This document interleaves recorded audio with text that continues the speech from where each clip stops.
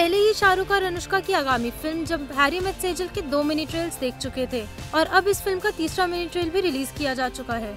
तीसरे mini trail को शाहरुख ने ट्विटर पर साझा करते हुए लिखा,